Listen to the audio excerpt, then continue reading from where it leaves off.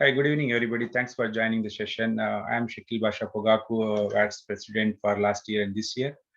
So as you know, WATS been in Washington from past 19 plus years, and we started as a non-profit organization and continue to be non-profit to have the maintain the culture of our this thing, as well as the heritage to continue with our whatever culture we maintain for our kids and upcoming kids also. Thinking that we not only do the social service, cultural events, we do the social services locally as well as back in India. And for the COVID last year, also this year, also we keep supporting the community both locally here, Seattle region, and as well as in India. Thinking that this year we thought to do the educational sessions for the local community to help us for both the adults as well as the kids, so that they can learn and see how they can plan accordingly during their holidays and vacation period. That's the reason we had conducted a couple of sessions last week, also SAT versus ACT from Huntington Learning Center from Rebecca, Senior Center Director, as well as we have conducted a few more sessions. And this time, we have got college funding, which is very key for our kids, how we can plan it. As you know, college funding is not an easy thing. So thinking in that lines, we have collaborated with Huntington Center Learning Center as well as the Crystal Clear College Planning Center from Northwest Pacific. And we have Crystal here, Crystal Tate. She is the president of Crystal Clear College Planning. And with that, I will try to hand over to Crystal. Thank you guys for having me. So yes, this is actually my 10th year in business. I'm here in Bothell. And really tonight's class is marrying this concept of admissions and financial aid. So we can't understand how we get discounts and really just how the college process of everything works. A little bit of background on me is I actually graduated from Western Washington with a degree in finance. But once I got into that industry, I realized that that wasn't nearly as much fun. And so actually the guys that hired me helped me launch my business 10 years ago. So I have, oddly enough, been going strong ever since then. And so also we use the chat box throughout tonight. So feel free as you have questions. I will do my best to answer throughout. And I think we have time at the end as well. We can hang out for a little bit if you guys still have questions. We do go through a lot of material tonight. And really, the first thing I always like to talk about with families, kind of our overview, is this public versus private school conversation, because I tend to hear two things from families: that they don't think private school is affordable because of the sticker prices are really scary for some of those. And actually some students don't think that they're smart enough to attend a private school. So we just talk about how if it can be a fit for your student, that it can be a possibility.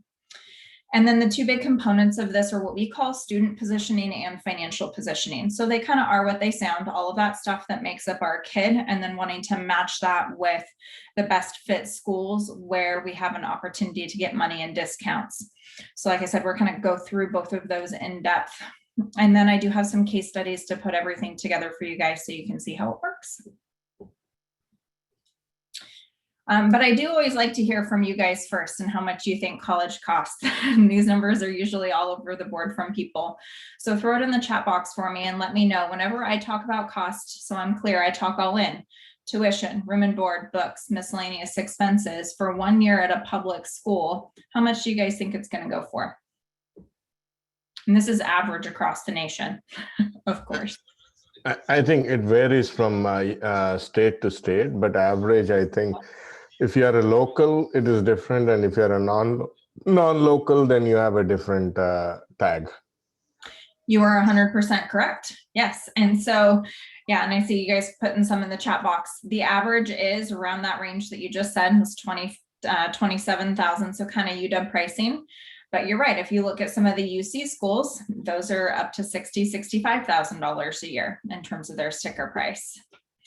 Now, when you talk about private schools, though, how much do you guys think those are going to go for? It's going to be double. Sad but true. Yeah. Yeah, and it is. Average is, this is a per year number, is about $45,000 a year. So part of this is what we call sticker price, right? Nobody likes to pay sticker price for anything. So that's starting to recognize why we have opportunities to get monies and discounts from some schools and not from others. And of course, when we start looking at the elite schools, actually some of those have now breached $80,000 a year. So you're paying for the privilege to attend some of those. And that's also why we have this conversation, is because college costs do keep going up and we want to make sure we understand how we can make it more affordable. Now, first off, talking about the public versus private schools, we always say the intention is to understand the goal of an institution. So when we talk about a big state school like University of Washington, WSU, great schools, but the reality is at UW, they tend to spend a little bit more time and money on their graduate level students. And how we see that play out is often, kids are qualified, they get in, but you get into Chem 101 and there's 500 kids in that class. And then the professor is going to say, you know what, we grade on a curve based on statistics, only 1/3 of you are going to make it through. So we call that the weeding out philosophy. There's only so many spots for so many kids. And so sometimes that can be a struggle. Whereas at the private schools, usually we've got a little bit different story. So where you're going to have a little bit more accountability, smaller class sizes, professors actually teaching those classes. So I always think about what kind of students do we have? Well, if you're a 4.0 kid, you might do well in either environment. But sometimes if we're average or below average student, walking into a huge 500-person classroom might be a deterrent for you to get in and out of that college in a timely fashion called 4 years. So I always go back to, yet again, if it's a fit, that it can totally be a possibility. But we also have to recognize that a lot of this stuff comes down to graduation rates for schools. And there is a big difference often between the state schools and the private schools in regards to graduation rates. So I like to give you guys examples in regards to what's going on in Washington right now. So kind of two ends of the spectrum. Eastern has about 53% of their kids that will get out in 6 years. So that's 5 out of 10 aren't getting out of that school. On the other side, 68% get out in 4 years from Seattle Pacific. Really, I also just want to know how much this is going to cost me. So when we look at Eastern, their cost is $23,000 a year all in. For 6 years, we spend $138,000 and we don't necessarily come out with that piece of paper. Whereas at Seattle Pacific, the average cost is about $32,000 all in. I know that is not their sticker price. We're going to talk more about that. But recognizing that we get out in 4 years and we only spend $128,000.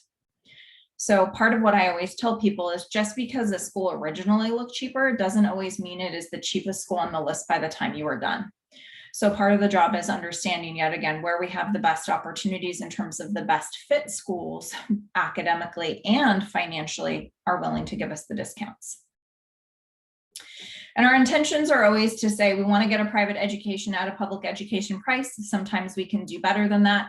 I am also not against state schools, right? I'm a Western grad, but if we are looking at public schools, it's still just nice to do it at the lowest possible cost. So the first main component of this, which you guys may have already had some of this from Rebecca, is talking about testing in regards to SAT and ACT. And I did have one poll that I wanted to put up so that I could see where you guys are at in this process in regards to your students' graduation years. Also, so I can make sure that I am addressing kind of specific age groups accordingly. I had a feeling we might have had it all over the board, and it looks like I was correct. Anybody have any infants? I have a 4-year-old.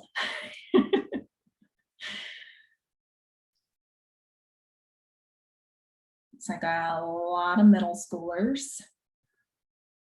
Okay, and then a fair amount of sophomores, juniors, and seniors. Awesome.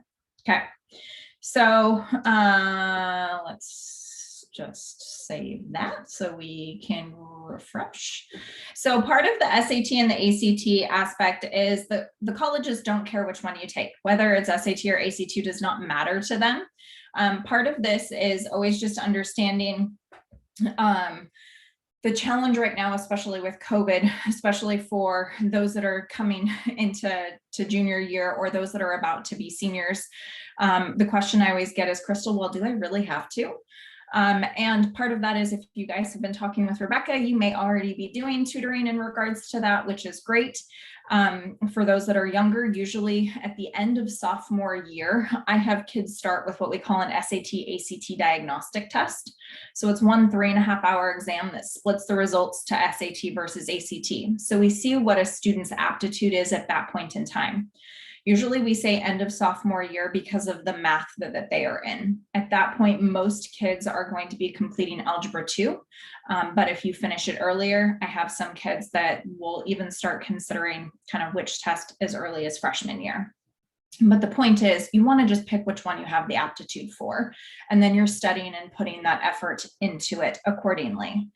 So whenever I'm talking about schools as well, we talk about we want to have schools where we're strong at academically. Well, each school has a different expectation in regards to what they want for a test score. And so the examples that I always like to use is to say, okay, well, if you're looking at Stanford, they want us to have a 1600 out of a 1600. University of Washington is at a 1470. And then other schools, you literally don't even need a test score, right? When you're looking at some of those lower end state schools.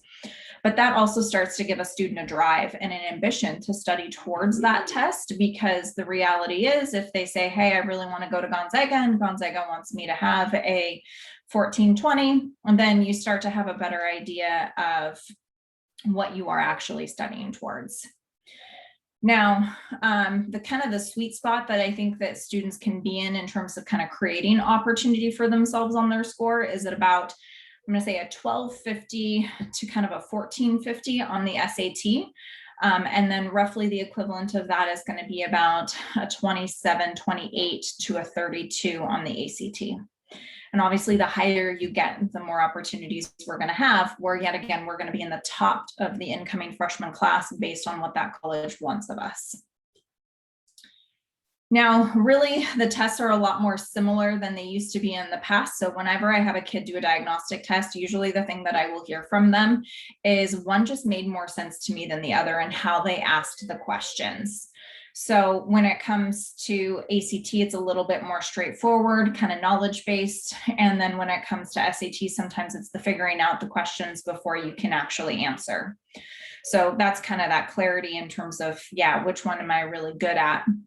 And I have kids will be strong on, actually, I have more kids that take the ACT, and I know Rebecca actually promotes more the ACT as well, but also just naturally kids tend to have more of an aptitude towards it, but not always. And when it comes to the writing sections, they are going away here in, actually this last test here in June for the SAT. And so we've just been telling families as well, colleges can't really require something that's not readily available on both tests. So in the future, as we're getting registered for things, then we can also opt out of the actual essay writing portion of the SAT or the ACT. So, and timing for this too kind of goes back to, like, if we figure out which test we're strongest at in, you know, I'd say the latest at the end of sophomore year. The great thing is then you've got the entire world of junior year to be able to study and take your test for the first time in the fall. And then if you're not happy with your score, taking it again in later winter, early spring. So you have multiple opportunities to take that test as needed. And really, it doesn't matter how kids study for it as long as they do and whatever is motivating for them. So I always just kind of list out, right, the most self-motivated kids can use books. Then of course there's online, and then there's doing things like the tutor or group class.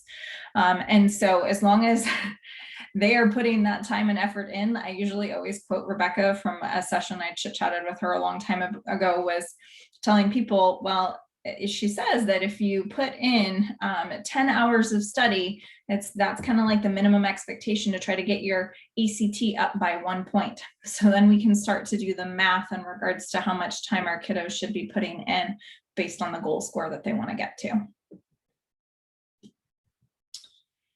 But this is also why we talk about test scores. When it comes to colleges, and there's a distinction as well in this process between admissions and financial aid. So a lot of schools, the reason why I get that question, well, Crystal, do I really need to take these tests? And we always say yes, because we don't know really the behind the scenes aspects of how the colleges are doing things, other than it's just still a little shady. And why I say that is because they actually pulled data and statistics from this last year in terms of admissions. I was at a conference a few weeks ago, and they were sharing with us that there was actually a pledge that was signed by a whole bunch of universities across the United States, saying that if your student does not submit SAT or ACT scores, we truly will not have it be an impact in regards to their admissions or financial aid. And they lied. So most of them, and the statistics were glaring, like it was over 100% for some of them, where it was obvious that the students that were getting in were those that submitted versus those that didn't. And so that is the challenge. When it comes to the schools, it's hard to know what's really the truth, and they're not super transparent about things.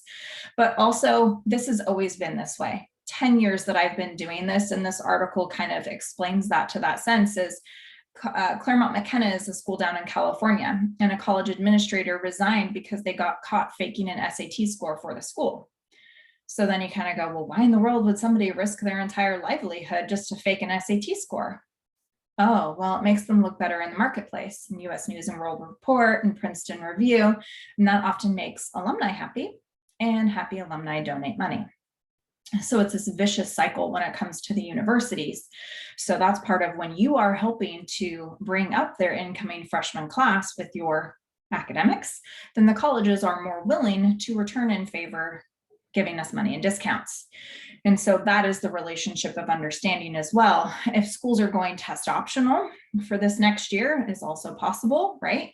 A lot of them have already declared that they are, but depending on the institution, if you have a strong test score, then it's not going to hurt you, right? So still having, we have it on the agenda in regards to, as fall kind of occurs, and we start to see what scores kids have, do we need to address whether any of them should go test optional because they have a stronger GPA than they do a test score, and kind of working through those things. But and the reality is, if you've got a really strong score in relationship to your schools, then it's going to benefit. The best example actually that I have from this last year is that I had a senior who did not do well in terms of the first couple of years of high school. His GPA was like barely hanging on at a 2.9. Super smart kid, but just was challenged with his high school environment. And he had I think it was a 1530 on his SAT. So he was actually waitlisted at University of Portland, which was one of his top pick schools. And he wrote a letter saying, this is why I deserve to get in. And they let him in and then gave him $28,000 a year, which oddly enough is actually the same kind of money that I had kids getting that had 4.0s, but no test score. So sometimes there can be an offset in regards to a GPA may not be as high, but if you have a really strong test score, that's going to help the picture as well. But we do know that there is obviously more stuff to our kids other than just scores, but the colleges do like to see that things are correlated. So here, when it comes to GPA and test score, there is usually kind of a relationship for the schools in regards to how they're looking at the academics. GPA though in Washington State is not weighted, but a lot of the colleges will weight your students' GPA based on honors, AP, running start, IB, etc. So one of the perks is too that our GPAs are higher than we know, but the colleges themselves are going to individually weight a student's GPA accordingly. Rigor of schedule also comes back to what kind of classes are you taking within those kind of categories that I was just mentioning. I always tell people, my disclaimer is you do not feel like you have to do the full IB program or that you have to take every AP class that your school offers. If you know that you're more of a math science kid and that's the aptitude, then take those kinds of classes that are harder. If you know English and history are not going to be good for your GPA. Right. So being smart about your choices, because we want you to thrive and do well, and, you know, taking a harder class in something that you know you're not going to get a good grade in isn't always beneficial. Extracurricular activities. This is where we always tell kids, this is an opportunity for you to let the college know what it is that you're going to be up to when you step foot on campus.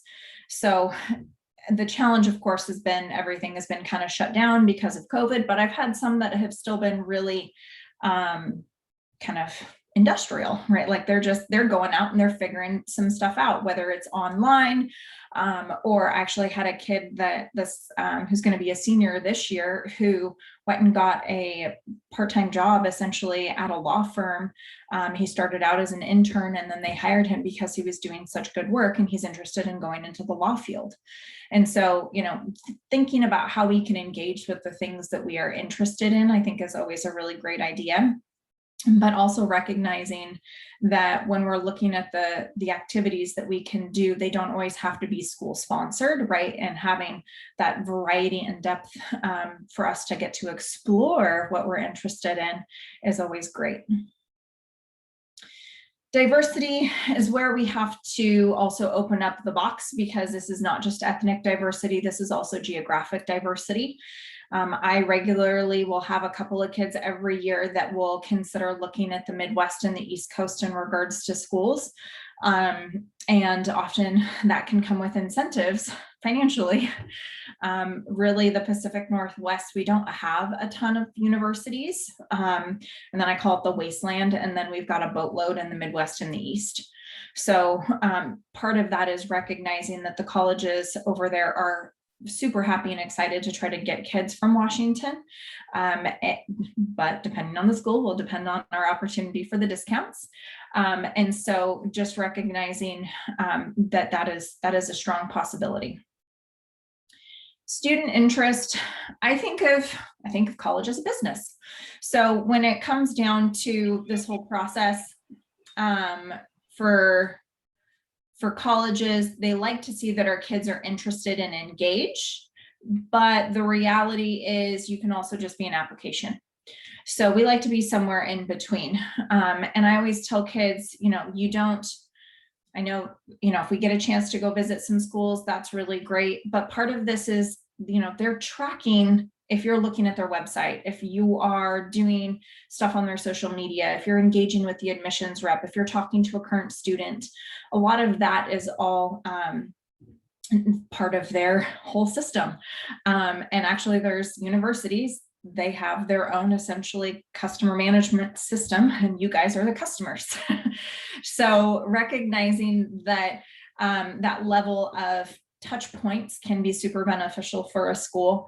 And sometimes when we just have a one and only, or we aren't super engaged, that doesn't really help us always in the admissions process, especially if we're looking at some of those high-end institutions. Jay's, will there be any difference in college admissions if Running Start or AP students? Not sure I'm super clear in regards to what we mean by any difference in college admissions but I think I'm gonna take a stab here. So if we choose to do Running Start versus choosing to do AP, does that have an impact in us getting into college? No, unless you are looking at high-end institutions like the Stanfords. Often they will say, I want you to stay at your high school and take the hardest classes there. And when people do Running Start, they don't, those high-end schools kind of believe that it takes 4 years to mold and shape you as a human being. So you're not going to get to transfer any of those credits in. You're still going to be stuck there for 4 years. So I always tell people, depending on the kinds of institutions, if you're aiming for those really high-end schools, your best bet is to stay at your high school and take the AP, but all the other normal people schools, the answer is no. And then of course, we've got essays when it comes to applications. And this is something where I always joke with kids and I'm like, are these important? Yeah, and who should write them? As in, right, we know that they want, we want them to be edited and reviewed, but we also just want to make sure that they have a really strong essay. And that's just becoming even more important in the world of things now, and having another thing that stands out in regards to our application. But then I have this other thing that says, well, what is that one thing that can still be dramatically changed? And honestly, it's more like that as you're entering into your senior year, it's not like you're going to go take on a ton of extracurricular activities. Your GPA is what it is, right? But sometimes, like I had in that example for University of Portland, if our GPA suffered for whatever reason, we have an opportunity to explain that in our applications. But we also want to use our blank slate called the SAT and the ACT to also potentially offset something like that in the picture. So it doesn't care, you know, sometimes if we struggled finding our locker freshman year, or COVID really was not great for us in terms of online learning, right, you can still have 100% control over your testing. Now, these are some of the kind of attributes in regards to our students, and really student positioning is matching that with what we want in a school and maximizing getting money in that process. So we're going to talk more about kind of behind the scenes stuff that people don't know about when it comes to colleges, and leave more, we're not going to talk about kind of the, you know, what majors or location or that kind of stuff at this point. It's more the behind the scenes, like I was saying. However, I do like to always show you guys what I call David Letterman style of how people typically actually pick their schools. And I always pick on the kids first, because boyfriend, girlfriend, all my friends are going. I do hear that ever so often. And then education is cool. This is usually something like California, right? Like, why wouldn't I want to go to shiny Malibu to go to university? Of course. It's a party school, don't tell my dad. And then good sports teams. Obviously, if we want to play a sport, that definitely has merit. But if we get hurt, I always tell people we want to make sure that you really are excited about your school otherwise. But parents, though, you're always super easy. The money is always at the top of mind. Quality of education, we definitely do want that. I went there. I do get some parental pride in the mix every so often as well. And then any school within 2 hours drive of home. Usually I hear this from mom. And then window sticker, right? This is just the pure vanity side that Stanford is going to look really good on the back of my BMW. Okay. Now this, though, is my corny canned answer. So this is just something that I would be tickled to hear from a family. I would love to attend XYZ University. It's a great opportunity for me to study biology or history. And in fact, this university is well known for its outstanding faculty, and it is credited for being one of the best universities at which to study biology or history. And by the way, they offer the best financial aid package in comparison to their short list of competitors. This is my awe statement. Really, there's two things going on here. One, they already have an idea of what they're interested in studying before they step foot on campus. Now, I always tell people, I'm not expecting your kid to know that they want to be a mechanical engineer, okay? I am saying if we don't have any ideas of what we're interested in, that's not going to help us in regards to picking good fit schools. And then they say they have the best financial aid package in comparison to their competitors. We all know colleges are just in general in competition, but then there's always the short list. There's always the same kind of kids applying to the same kind of schools. So we also can use natural competition to our benefit as well in this process. Now, the attributes of schools, the first one I have on here is enrollment yield. So what this means is how many letters they have to send out in order to get butts in seats on the first day of school. So how many kids are they actually enrolling? Now, why is this important? So I always like examples. So let's just say Hiram in Ohio happens to be a school that we're considering. Well, at Hiram, if they have, and usually most people have not heard of this school, they don't have a quality problem. Oh, by the way, they have a marketing problem because they're in Ohio and we're in Washington. So remember, they got to work a little bit harder in order to get kids to go there. So let's just say they have to send out 8,000 letters to get 2,000 butts in seats. So that's an enrollment yield of 25%. Not super strong. Well, what are they going to have to do to convince that 25% to come to their school? They're going to say, my sticker price is $60,000, but for you, you get the honorary medal scholarship award, and now you get a discount of $30,000. And so welcome to the club. It's 30 grand for you to come to my school. Congratulations, welcome to Hiram. Really all they've done is they said, this is how much I cost. I like you. Now here's your discount. Okay. Part of this is recognizing when we think about schools like University of Washington, do they have an enrollment yield problem? Heck no. Okay. People are willing to pay out-of-state tuition in order to come to that school. So when we're talking about the big state schools, University of Oregon, a Purdue, a UC school, they don't have to give us discounts. That's just the nature of that kind of institution. You're going to go and you're going to pay the out-of-state costs for a lot of those top tier state schools. But in a lot of the other state schools, or primarily also private schools, they have more of an opportunity in terms of discounting down the price to get us to come. Okay. And that is when they have also a lower enrollment yield, right? We have a stronger opportunity to be able to get to kind of take advantage of that in terms of additional discounts. Enrollment management also plays a role in this. So yet again, we're still talking about the college's enrollment. Now, typically you have been taught there's admissions. They tell me if I get in, financially it tells me how much money I get. Enrollment management is actually the hat that lives above those two. Their job is to say, what is the best incoming freshman class that I want for my school? Sounds like admissions. How much money do I have to give them in order to convince them to come? Sounds like financial aid. So logically, it makes sense to marry those two things together in this process. So they do. And actually, the colleges hire companies that do official enrollment management. And what they do is they take data and statistics from people that look like you in the past, and they determine based on all these different factors, how much they think it's going to take to convince you to come to their school financially. This is what it looks like. They call it logistical regression. Really, it's just the statistics of it all. This is not a new process. This has been around since the 1980s. So part of this is then recognizing sticker price isn't sticker price, but for some schools, they don't give money. And that's the job, is managing expectations and understanding which ones we get money to go to and which ones we don't and why.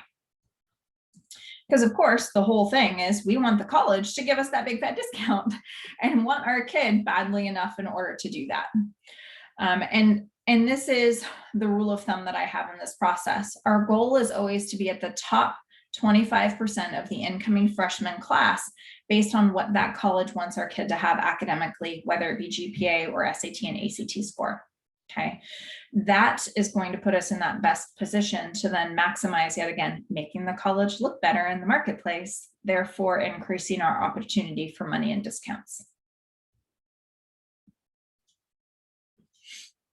Now, some other rules of thumb in this process, we always say to use a top-down approach. What I mean by that is there are a ton of schools out there, and we've got to narrow it down to 6 to 10. And usually the first thing that I always hear from families is, well, Crystal, it's just overwhelming and I don't even know where to start. There is tons of information out there this day and age, right? That's never the problem. It's figuring out what is the most important thing to focus in on in order to really narrow down a list of schools. In my world, I call it the 3 pillars. We want college to be a good academic, social, and financial fit. And when we do that, we make sure that everybody's happy in the process. And when we say we want 6 to 10 schools, we also say we like them to be in our wheelhouse. And most of the time, what you guys have been hearing is, well, I need to apply to a handful of reach schools and maybe a couple of target schools and like a safety school. Okay, I don't live by that philosophy, because if it is a reach school, it's a reach school for a reason.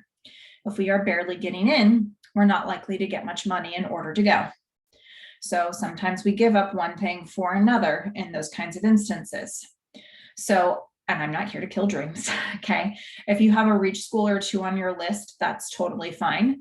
But in my world, I think that it should be more that question of, I should say, it shouldn't be a question of us getting into the school. The question should be, how much money and discount are they willing to give us, right? So when it's in our wheelhouse, that's more of the conversation that happens. And actually just earlier today was on a call with somebody where, and this is just kind of also the mentality too of, well, when we're looking at schools, if you have a strong academic student and I say, I don't question that you're going to get into any of these schools. It's a matter of you're going to get in, and I can tell you at more than, he has a few kind of reachy schools on his list financially, but I was like, you're going to get a boatload of money from all of them. And he was just like, what do you mean I'm going to get into all of them? And I'm like, that's the way it's supposed to work. He's like, but I'm like, you could apply to a Carnegie Mellon if you want to. The acceptance rate is 17%. And he's like, yeah, but I was like, it just means you have to look at it at a different opportunity. These colleges want you. And at these kinds of schools, you can be the smart kid in the honors program to get the additional opportunities, and you don't have to struggle for these. They're going to be given to you. That's a great thing to be able to have. Oh, okay, I guess that's one way to think about it. I was like, but you can still apply to a Carnegie Mellon if you want to, but I can tell you right now, Dad's not going to pay 74 grand a year. And he was just like, oh, okay. So, and then we always say being willing to travel from the West Coast can dramatically cut the cost. And I know that I mentioned this earlier, but it is kind of funny. Most of the time people still don't believe me. And actually the kid that I was talking to earlier, his sister, I worked with her a handful of years ago, and she went from Washington to Rochester. So she is she went to a $75,000 a year school, I want to say for about 10 grand. So for them, it was a really awesome opportunity. Her brother is going to be in the same boat to be able to do that because of their financial circumstance. But it's one of those where we had to play the strategy too of, well, you still have to be a good fit and you still have to have these different things match up. But yet again, she went from Washington somewhere else, and she was a girl in STEM. And that was a strong opportunity for us with a strong academic student. And then looking at retention and graduation rates. Retention is how many kids return sophomore year. So that's an important thing to know. And graduation rates, it is actually not a given for your kids to get in and out of college in 4 years. And I know people don't like to hear this, but it's actually really challenging also at schools like University of Washington. So it's, like I said earlier, it's a great school, but the difficulty is if you're interested in computer science or engineering, those are the two most competitive programs to get into at University of Washington. And they will tell you, if you don't get directly in when you're applying, don't bother to come here because you're not going to get in once you're here. So understanding that's often what happens at those big state schools. But when you look at the smaller ones, like the Marquettes, the University of Portland, the kind of mid-size schools with great, strong programs in those areas, that's not an issue because you're not competing against a bazillion other kids at that institution.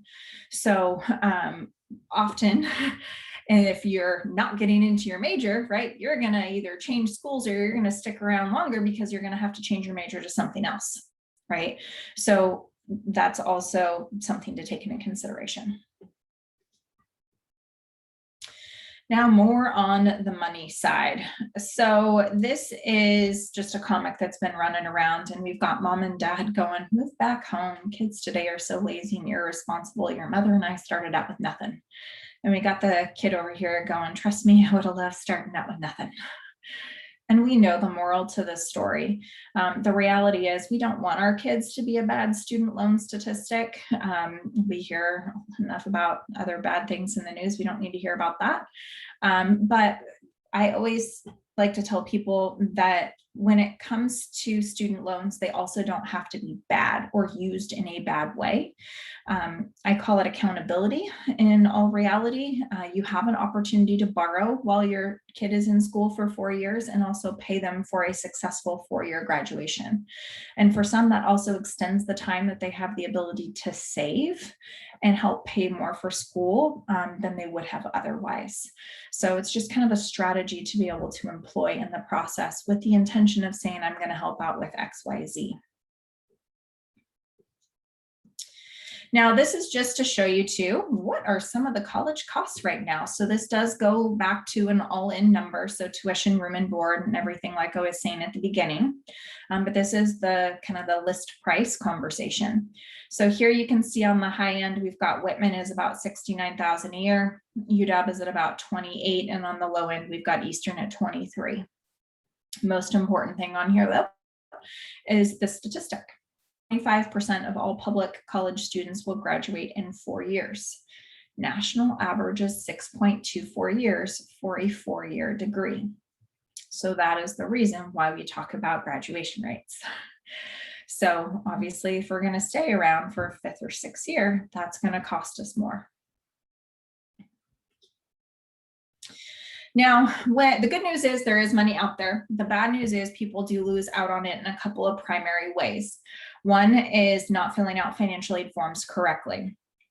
And so one of the questions that I will typically get from families is, well, Crystal, if I'm not from here, do I actually need to fill out these financial aid forms? I'm not going to qualify for financial aid. It's the number one thing I always hear from people. And the answer is you still fill them out because the information is going to the colleges. We don't want money from the federal government. They don't typically give money anyways. We want money from the institutions themselves. So this is just one of those prerequisite things that we have to fill out in order to qualify. But the thing is, when we report things on there, I've typically will have people say, well, my retirement's invested in stuff. And so I listed that as an investment on financial aid forms, Crystal. Well, you wouldn't know you didn't need to do that unless you read the tiny fine print. And understanding that there are rules and strategy in this. I really do compare this process to taxes. So people over in the tax world, the CPAs of the world will say, you know what, this is the federal government's tax rules around this and the things that we can use to reduce down your tax liability. People like me on the college side, we are given rules by the federal government yet again.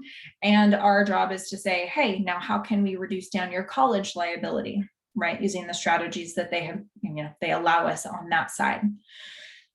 And then looking in the wrong places for money. I like big money. I don't like peanuts. So we're going to talk about how we focus that effort. And then procrastinating until senior year. I mean, no disrespect to any senior families on this call. It's really just understanding that they actually are asking more of us sooner than they used to. I used to have families where we'd be working through stuff through January and February of a kid's senior year. And now all of our timelines are moved up. So like everybody that's wrapping up junior year now, like it's been, okay, you're going to have a really busy summer because all of our stuff for financial aid as well as applications and everything need to be done in the fall. So it's we don't even have an opportunity to procrastinate into senior year because they ask us to get everything in so early now. Now, in financial aid, what is this based on? Really, there's two big categories that people will typically think about. Need, which is how much money do I make and how much do I have saved? And then merit, all the stuff that makes up my student. But then I have this other category on here, and I'm just going to tell you that it's money. So the reality is, if you have two students that are the same academically, but one family has $100,000 and the other one has $0, who does the college have to give more money to in order to get them to come? And this is usually where I'd get a blank stare from most people and they'd go, Crystal, is this a trick question? I'm like, no, the answer is the one with $0. This goes back to enrollment management and what we were just talking about. If all things are equal, the colleges, if they like to preserve their endowments, the reality is they don't have to give as much money to a family that they feel is going to subsidize a student's education. So this is where it becomes a little bit of a gray category as well. Do you need it? Are you meritorious? Or is it just the college is giving you, I want you to come here money? And that's usually the story. Now, the breakout in regards to where all of the money is at, when it comes to this chart, you're going to see 26% of this is federal loans. We're looking for free money, and that's not it. So the next biggest bucket here is 28% in terms of institutional grants, which is what I've been talking about. This is money coming directly from the colleges and going to you. But this is also often the biggest bucket of money that is missed by people, because it goes back to my rule of thumb. If you are not in that top 25% of the incoming freshman class, then we're not best positioned to maximize getting those monies. I see we have a question here. Does out-of-state tuition rates apply for all 4 to 6 years of school, or is a student considered in-state? Great question. So, when you are an out-of-state student, typically in the Pacific Northwest, we don't have schools that are going to give you in-state residency. We have a reciprocity agreement called the Western Undergraduate Exchange Program, where at some of the state schools, for example, Oregon State is a part of it, University of Idaho, Montana State Bozeman, Colorado Denver, the Cal State system, some of the schools in there are a part of it, where it states that you don't have to pay out of state, but you pay 150% of the in-state tuition. Now, if you're looking at the Midwest and the East Coast, that's a different story. So I actually have a kid that went to University of Mizzou, and he actually got a discount, and then he was able to get in-state residency his second year. But here in our general area, the answer is no. Now, if we go back to looking at my chart, I always like to ask people, well, what is the one thing that is so insignificant and didn't make it on here, but everybody always asks about it? Can you guys, do you guys throw it in the chat box for me if we if we know? My hint of the hour is it starts with an S. What is the one thing that is so small and so insignificant it didn't make it on my chart that everybody always talks about it? Scholarships. You guys got it quick. Okay. And this is where I just like to define the word scholarship. So whenever I'm talking about monies, remember I'm talking about institutional grants, money coming directly from an institution. Usually when we're talking about scholarships, that's the, I went and hit up my counseling office scholarship. I got the $500 BECU, the $2,000 Rotary, that sort of thing. I'm not saying don't do it. I'm saying know when it's beneficial and know when it's not as beneficial. So if you say, Crystal, I'm applying to a whole bunch of just state schools, then I'm going to tell you your best bet is to hit up your counseling office for those scholarships, because that's going to be a great way for you to get some of those, bringing the cost down. But if you say, Crystal, I'm looking at some in-state, some out-of-state, some public, some private, I'm going to tell you you're best off to position yourself academically at your schools in order to maximize getting the biggest monies from them that is available. So we could get, for example, a $20,000 scholarship from a college versus a $2,000 outside scholarship. And some of the colleges, it can also have an impact in regards to the aid that they will give you when we get some of those outside scholarships. So they have a calculation for this. So how the calculation works is they will say the cost of attendance, so that's COA, so that's that sticker price of the schools that we were looking at earlier, minus our EFC, and that's the expected family contribution. So when you fill out financial aid forms, it's how much the government is going to tell you you can afford to pay for school. And then if you go get a resource, or you subtract one from another, and you're going to get a need. And if you go get a resource like a scholarship, then you are going to see that the college will modify your need. So the example that we have here is a school that costs $38,000 a year. And our expected family contribution is 24. So the difference between the two is what we need of 14. And then we go get that $2,000 Rotary scholarship. And this is where a lot of people will be like, okay, that means I have $2,000 less that I have to pay for school. Not necessarily. What they do is they can modify our need from 14 down to 12. So now me as an institution, I only need to give you 12 grand in order to come to my school. Congratulations, you just saved the college money. So that is just, they call it stacking scholarships. So one of the questions that's always really great to ask is, if I go get an outside scholarship, is that going to reduce down the monies that the college will give me dollar for dollar or not? Now, the other thing which is relevant for a lot of you guys on this call is that there is going to be a change in regards to the financial aid calculation. So one, they are changing the terminology from the expected family contribution to a student aid index. Really, it doesn't mean anything other than everybody is always confused. And the number one thing they will ask me is, Crystal, so the college is, the government expects me to pay how much money for school? And I'll be like, no, that's not the way that it works. So the terminology just became ambiguous, essentially calling it a student aid index. There are a few nuances that are happening in regards to the calculation. And so we've just been addressing that with families as we meet them to be able to talk about how their circumstance, if anything, has an impact in regards to the change. Some changes are positive, some are less so, but it's just knowing that kind of we're going to be looking at that as time goes forward, because none of that is solidified yet. All of that actually came out in January this year, and none of it goes into effect officially until 2023. And we know the government is really great at changing things on us. And actually, great question. So any fee or discount for 2 siblings going to college. So that is one thing that they are changing. Right now, when you have 2 kids in college at the same time, the expected family contribution would automatically split between 2 students.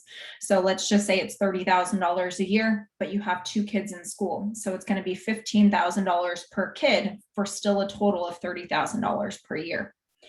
However, it is a federal calculation. So federally funded schools that only look at that financial aid form, it is not going to help families that actually would otherwise financially need it, because the calculation is not going to do that anymore.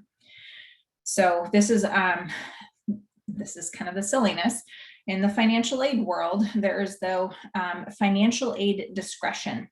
So you can use your professional judgment in the financial aid office at an institution, which we likely will see more at the private schools, and will be interesting to see how it plays out at the state schools, if at all, because they, as an institution, have more control over divvying out their own funds because it's not federal aid.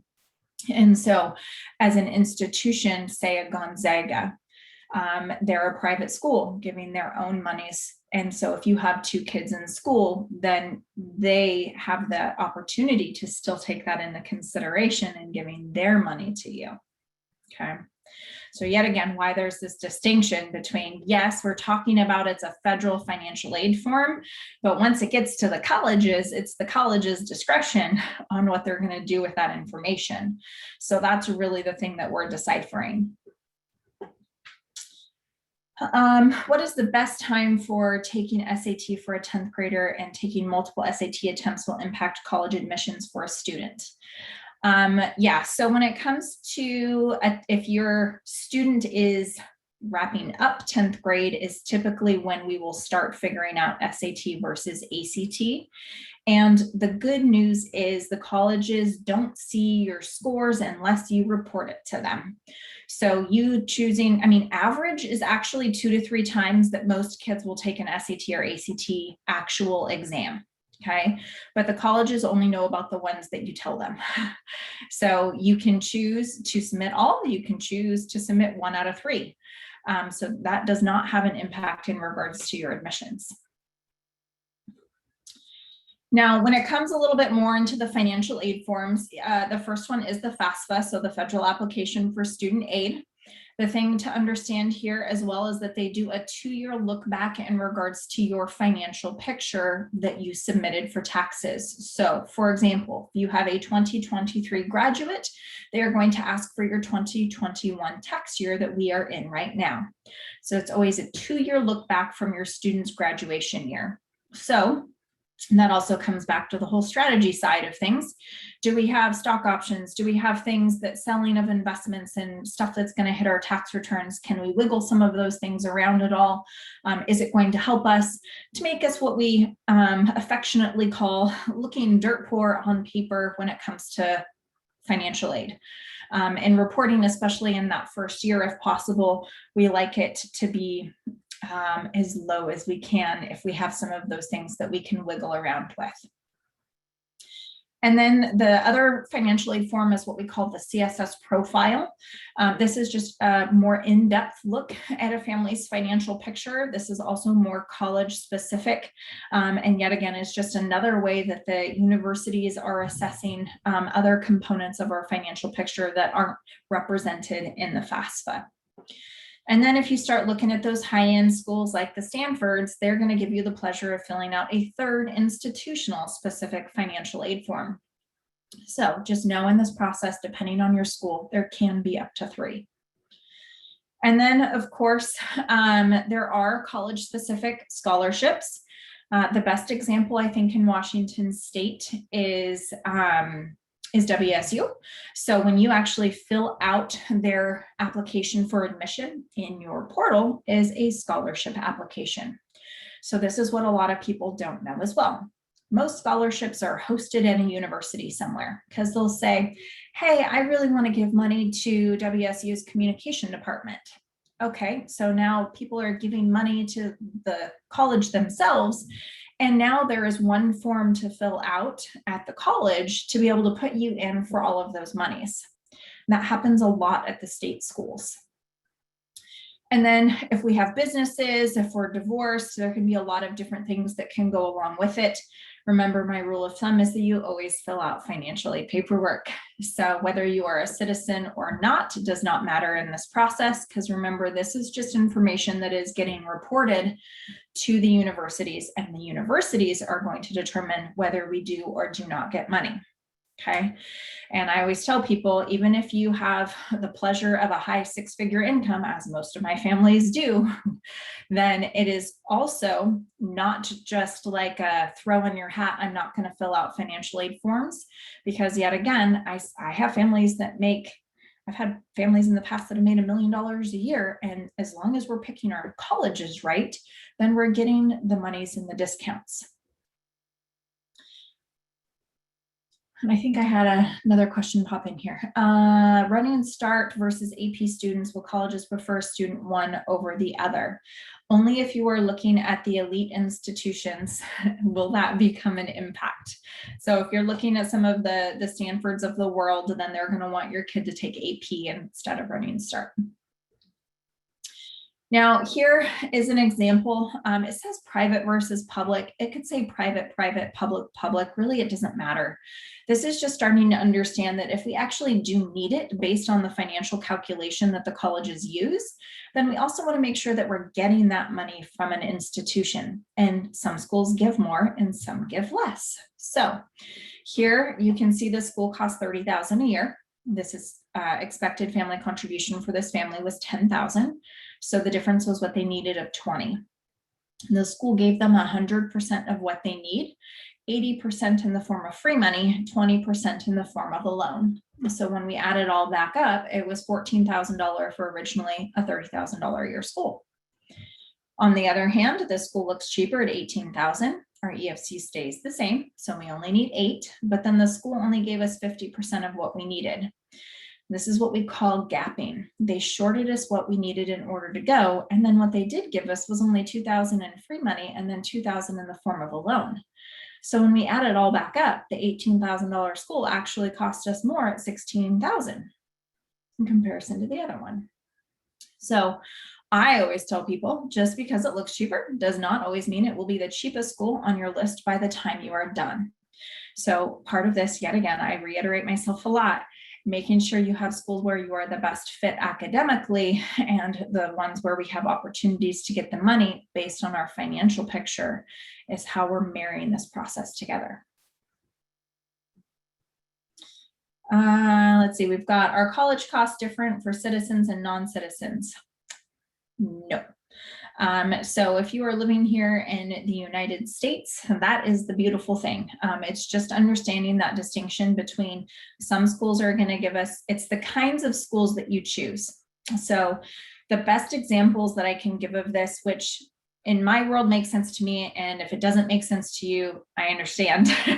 It's the type of school. So when you're talking about a University of Washington, a Purdue, a UC, a University of Colorado Boulder, an MIT, a Stanford, a Columbia, an NYU, a USC, those are all schools that if the big state schools don't have to give us money, and the high-end private schools only give it to you if you financially need it. So when you're looking at this expected family contribution number for a Stanford, if your expected family contribution is $90,000 a year is the calculation, that's a school that's going to come back and say, you can afford to pay my list price. My list price is $80 right now. So if you want to have the privilege of attending, that's how much it's going to cost you. So then it's a values conversation. Is it worth it to you? Okay, it does not matter whether you are a citizen or not. This is just the way the colleges work. Okay, that's why I always try to tell people you have to understand that it's money's coming from the schools. It doesn't matter whether you're a citizen or not. I have a lot of families actually that are not US citizens, and it's always the same game. Now, when it comes to the FAFSA, we like to talk about it a little bit more, and this is just starting to get into the strategy component of things as well. So when it comes to these two families, you can see I have A and B, and all of their information appears to be the same. The only thing that is different is their expected family contribution number. And really the reason why is that family A was like, okay, well, I know I need to fill out financial aid forms. You told me I did. In October 1st is when the FAFSA opens. And so we tell people you should get your FAFSA done in the month of October. They did. And their expected family contribution was a little over $19,000 a year. And then family B was like, well, no, you said there's strategy to this. So can we analyze our information to determine what it is that we can change, or are we overly reporting stuff and what the picture looks like? And so we did. We analyzed their financial picture, and we were able to determine that they could reduce their expected family contribution down by repositioning a few things. And it made it to about $8,300 a year. So that's about 10 grand, right, for 4 years. So that's about 40 grand more that we may have just spent on college than we had to. Okay.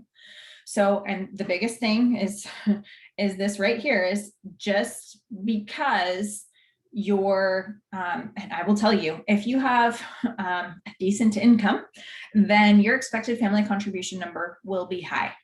That is just the way it works. But understanding what that number means to different kinds of schools and that ability to get money and discounts is what is imperative in this process, right? And part of my job is literally managing expectations. And I feel like I say that all the time, because if you're gonna choose to apply to a UC school or a Stanford, I'm not gonna stop you, but I will tell you the chances of getting in and the chances of getting money are X, Y, or Z.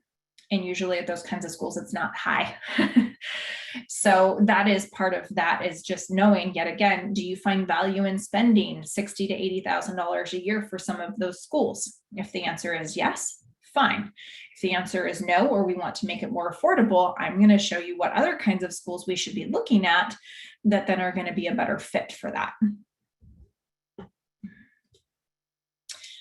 And then we are going to go through a timeline of everything. So yes, we will definitely do that. I'll move that back to for a second. Admissions and yes, and the monies can be negotiated. So the appeals process is what we call it, and that happens in the spring of the student's senior year. But you also have to have like-to-like schools. So you can't And you have to have schools, yet again, that are willing to do that. So yet again, if you are applying to a UC school, the answer is flat out no.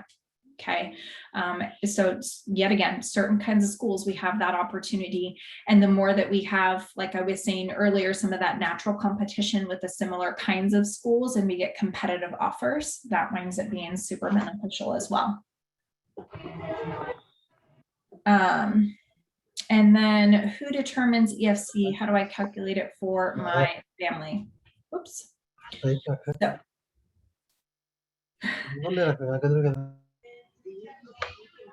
there we go. Muting. So when it comes to Crystal, can you please mute everybody? Yep, I did, and for some reason it just unmuted. So here we go. There we go. Okay. So when it comes to the expected family contribution, so who calculates it? So the federal government technically is the one that calculates this number. What we tend to do, we have kind of an ability to calculate out that number based on the financial picture as it is. And that's kind of more of what we're going to talk about in regards to understanding some of the other strategy components and other pieces that go into the expected family contribution. And so, yes, the answer is it can be calculated, and that's part of essentially this example, as well as what we do is we analyze what the picture is based on what's going to be submitted for financial aid forms, so that we have a clearer picture now before we're even applying of what's going to happen and how this stuff works. So really it's what we call an EFC analysis in my world, is analyzing so that you understand based on your students' academics and your financial picture, what is going to be some schools where we have that best fit, and how does really understanding with those numbers, why does that impact the way that it does when I talk about these different kinds of schools. So actually giving examples that tend to make it a little bit more absorbable rather than me talking about all of this stuff in terms of big picture, because it has to do directly with your information and your student. But there is a little bit more to this, like I was saying. So there's different kinds of assets that get reported on these forms. And so it is what we call an assessable versus a non-assessable or exempted asset. So assessable means that it is part of the calculation and that the colleges are going to look at it when it comes to financial aid. Non-assessable means that it is not. So it is exempt for the sake of the calculation, and the college is not going to look at it. So that is part of the thing, is looking at what do we have that is accessible that we can make non-accessible in this process. Yet again, one of my rules with them from earlier was saying your retirement is actually a protected asset. So making sure that we are not reporting retirement on financial aid is super important. And then understanding, depending on who owns an asset, can also play a role. And so if grandparents own it, parents own it, student owns it, I think of it like a different tax bracket. So the college has different ways of calculating this out in regards to how much will go towards our expected family contribution based on who has an asset. And then often people will have businesses or homes and vacation properties and a lot of different items that we don't want to overly report the value of. And so we always want to accurately report. We do not want to overly report. So just because Zillow says your house is worth $1 million does not mean that is what we want to use on financial aid. And then understanding the tax and financial aid ramifications for all of this combined. And that's why I was saying, like, I often will have people start this process earlier in freshman year, sophomore year. I know we've got a lot of elementary and middle schoolers. Usually the biggest concern is, how much do I need to save, right? Like, especially if we have younger ones, how much more is the cost going to go up based on where it is now? So like, how much do I need to save? And then the question is, where do I save if I don't want it to be accessible to the colleges? So that's usually the other question that I always get, where we have the change in the financial circumstances and we want to be able to maybe save less now and more in the future, right? So it's more about building that plan on how we're going to fund school and really what that's going to look like. So you can start that process as early as you want to in order to get a leg up on it.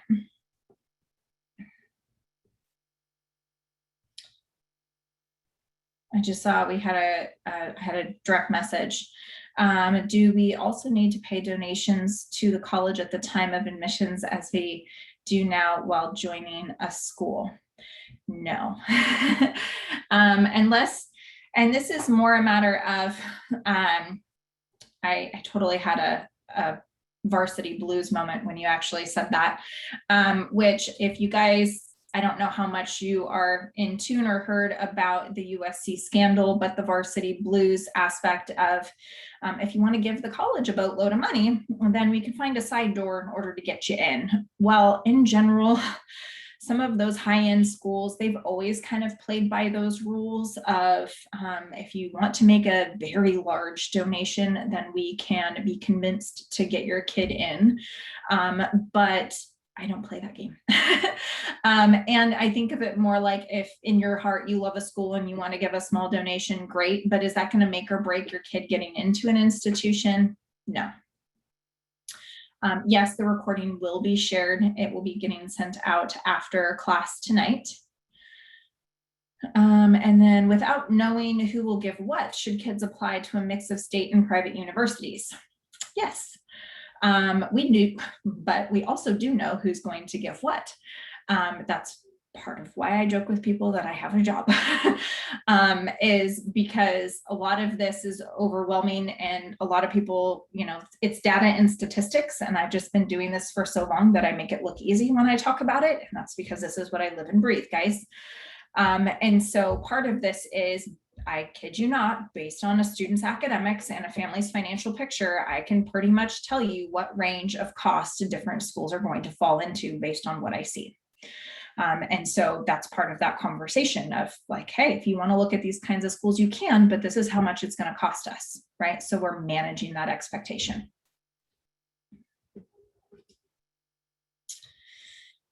And then kind of in terms of like because I was just talking about, well, if we want to start funding and paying for school, how can we go about doing that? Or what do we think of as the checklist in regards to what a funding plan should look like? So I have people that actually work on my team that are college funding specialists that help families set up accounts in order to save for school. And this is kind of like their list of those things that we need to have in place.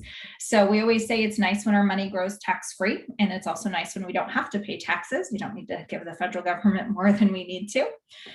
We also like our monies to make a decent rate of return, but college can be expensive. So we want the ability to be able to save as much as we desire. And of course, we want it to be exempt from the expected family contribution calculation. And if the market tanks, I know my brokerage account has been playing like a yo-yo.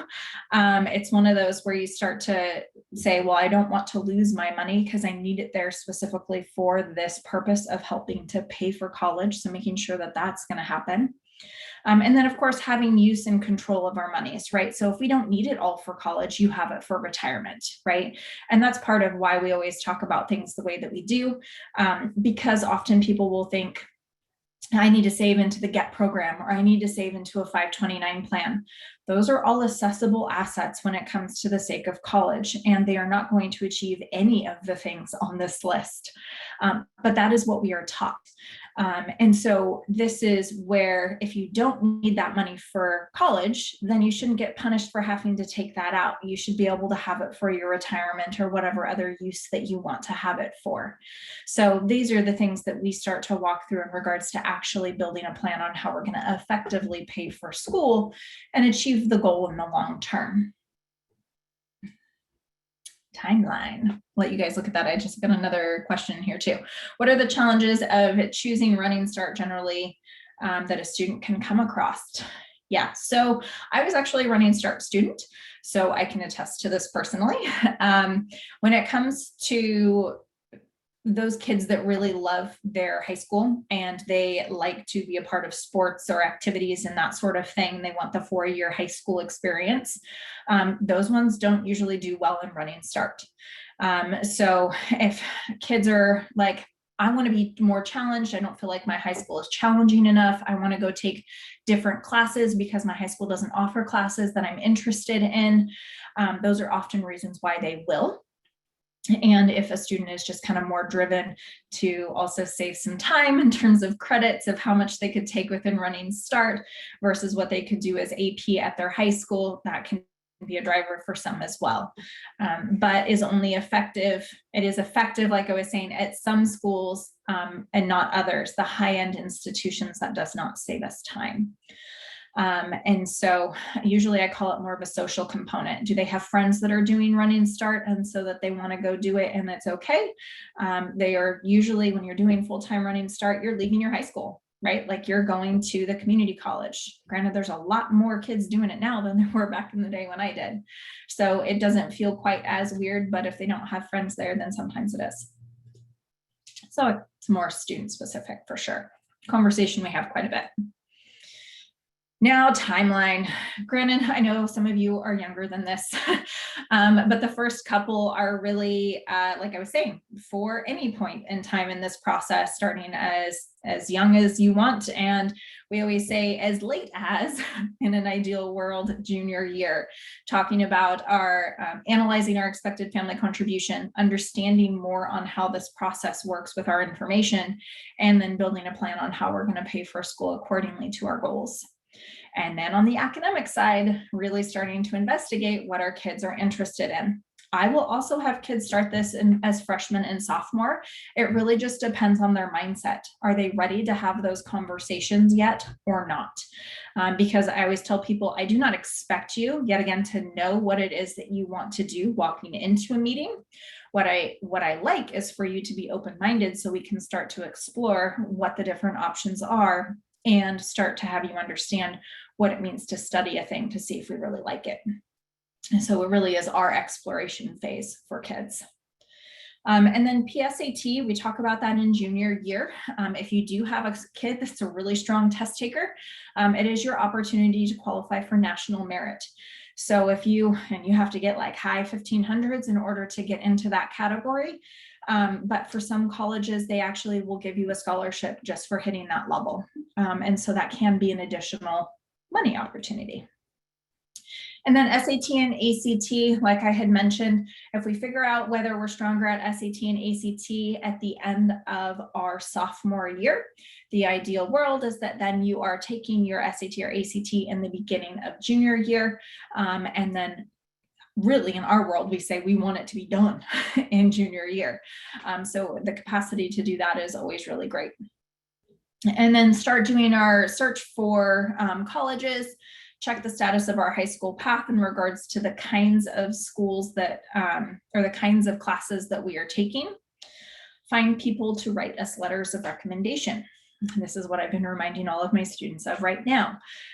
You are asking people in your world to write you a letter of recommendation. Usually you have one primary teacher, or if you have multiple teachers, you can, but you can also think of people that you have in terms of extracurricular activities, sports, work, volunteer, anybody who knows you best. We're looking for a character reference. If you're going to have 3 academic teachers that are going to say the same thing about you, that's not as good as having somebody from another side of your world essentially be able to attest to other aspects of your character.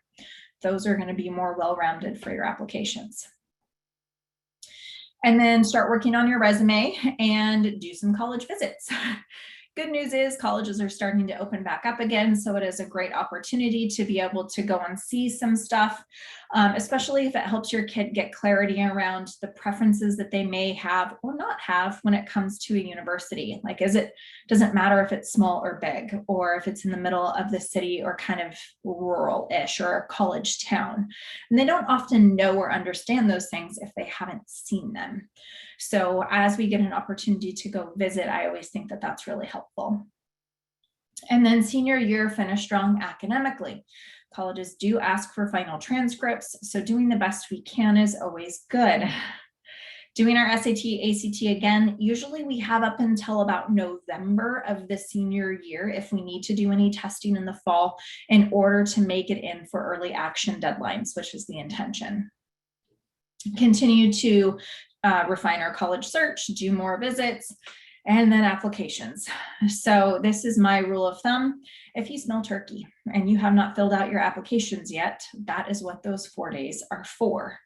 So really, when we talk about early action, that does mean November deadlines. For most schools, you're talking about November 1st, November 15th, and usually like a 12/1 deadline. And then October 1st, the FAFSA opens. And yet again, the intention is to have that done in the month of October.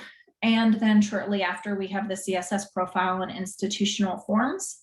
And then we start to get our award offers back from our schools. Sometimes they will come in as early as January, but more typically between February and April. And then you will make your final decision by May 1st, and you are filling housing out, and then you are on your merry way. Now, some case studies to put this all together for you guys. So here you can see Alyssa. She was the oldest of 2 kids, but her parents didn't think that private school was an option because they thought it would be too expensive. Here you can see they had an income of $72,000 a year. Parents did have some money saved up in some various assets. So their expected family contribution, according to the profile, was $26,000 a year. And then according to the FAFSA was $16,000. And so they were like, oh, we can't afford to pay that. But we analyzed their information and we determined that they could reduce down their expected family contribution by employing some strategies, from 26 down to 20 on the profile and from 16 down to 10 on the FAFSA. And she was looking at schools that were all a really great fit for her. So Whitman, WSU, Lewis and Clark, Gonzaga, PLU, and Richmond. At the time, Whitman and Lewis and Clark were about $45,000 a year. And she wound up getting $31,000 a year from Whitman. Lewis and Clark gave her $26,000. So she chose to attend Whitman, paying about $14,000 a year, which is roughly the tuition and fees at UW right now. Rachel, she had an SAT score of 1460. Her original struggle was that she only had 3 schools that she was interested in. So she had to go back through and do more of like a comprehensive college search. And we found 10 that she liked and applied to. You can see they have a really high family income of $359,000, and they have about $300,000 saved up in various assets. So their initial expected family contribution was about $116,000 a year. And with some work, they were able to get it down to about $95,000 a year. And that's where most people will go, well, that's nice, Crystal. I don't know of a school that costs $95,000 a year yet. So that's where a lot of people just mentally will default to, well, then they're not going to get money in order to go. But that's not true. So what happened is she chose to attend Drexel at the time. So she got $34,000 a year, roughly, for what was a $52,000 a year school. So she went paying about $20,000 out of pocket. She also got an offer from the Illinois Institute of Technology. She could have gone there for just over $9,000 a year, but in the end, she chose Drexel. I had another student actually a handful of years ago as well that attended Illinois Institute of Technology.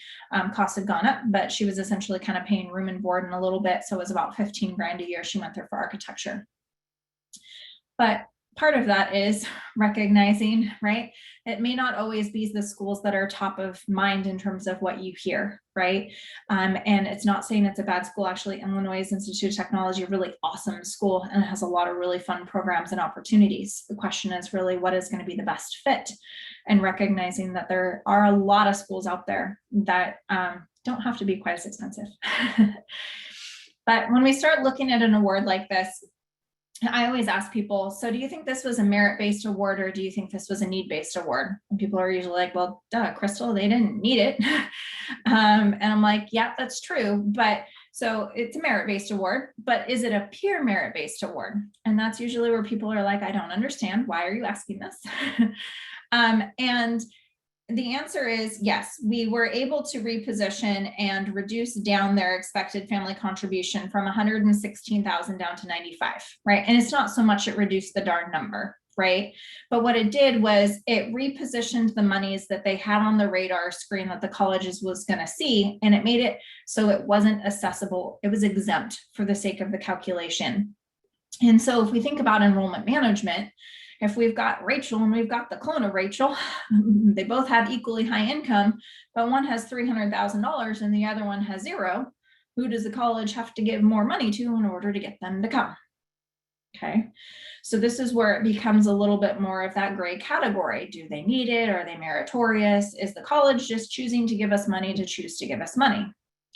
So is it really a pure merit-based scholarship? No, often it is not, because the colleges like their endowments. And so sometimes when we have more money set aside, then that can impact for some schools our ability to get bigger discounts because they think we can subsidize the education. Okay. And this is really, I would say, probably the most frustrating thing for most of the families in understanding this process, right? College is supposed to be a nonprofit. College is a business posing as a nonprofit. And so starting to understand that when it is the college's money that is coming to us, right, what we're trying to do is woo the schools and understanding this process and how, yet again, academic fit marries with financial fit. And really, those are kind of the two things that I always tell people should be top of mind. Understanding your expected family contribution. And if you have an opportunity to reduce it down, some do and some don't. So that's part of analyzing that picture. And then equally important, what schools are going to be a great fit for my kid to help them get in and out of college in 4 years, right? You're marrying that whole process. So what I typically do for classes that I have is I actually offer to meet with families for what we call a FAFSA review. Really, this is where we're having conversation about your students' academics and about your family's finances. So you better understand this process relating directly to you. And so I do typically charge $99 for that consultation. And I would be willing for your guys' group to do that at a discounted rate of $69. It is a 45-minute session. And I send over information on how people can prepare for that meeting. So that will also go out post-class so that you guys have it. So the email that you registered to, you will get an email from me with a copy of the slides from tonight's presentation, as well as the recording once we hop off of here, and then kind of an outline in regards to if you guys decide that you do want to meet, there is literally a link to my calendar. You can find the time that works for you, and then we will look at getting together accordingly. So if you guys have other questions, I think I did see one on here in regards to you mentioned something about the University of California and those costs not being not negotiable for out-of-state students. Can you clarify? And the answer is yes. The UC school system, in general, the rule of thumb is that California is expensive. The UC schools do not have to give a discount, and they do not. California is broke. So we as out-of-staters are subsidizing their in-state education. That is just the way the UC schools work.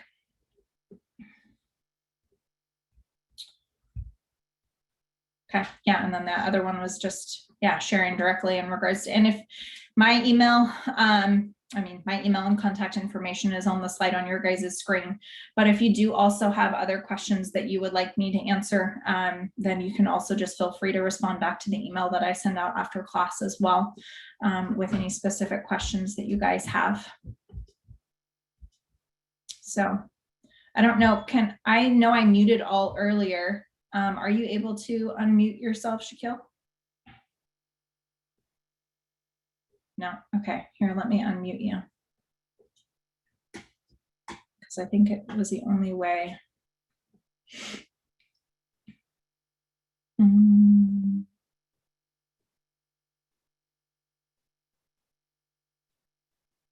Maybe I can make you a co-host and then it'll let you do it. Yeah, I can, now I can do, I'm able to. Perfect. Thanks, Crystal. So if anybody has any question, we have 3 more minutes to close the session. If anybody has any other further questions, they can post over the chat window, or otherwise we'll be having a recorded session over the WATS Facebook page or YouTube. And we will share the Crystal's details also through email to the community. So if you have any questions or anything to try to reach, you can try to reach to Crystal directly, or us also, we can help you out to connect with Crystal. So before closing the session, like, let's wait for a few more seconds, a few more minutes. So anybody has any other questions? Otherwise, we'll try to conclude. Okay, Jay, I just also made you a co-host, so you should be able to unmute yourself. Hey, Crystal. Thank you for giving the good sharing information, good knowledge to the public here in the community. I just want to thank you and thank you, Huntington, also. Just see if you can give a thought on giving any heads up to the community regarding the initial consultation, helping the families here, and giving any discounts for, FAFSA review or anything for the WATS community. And you definitely, we are going to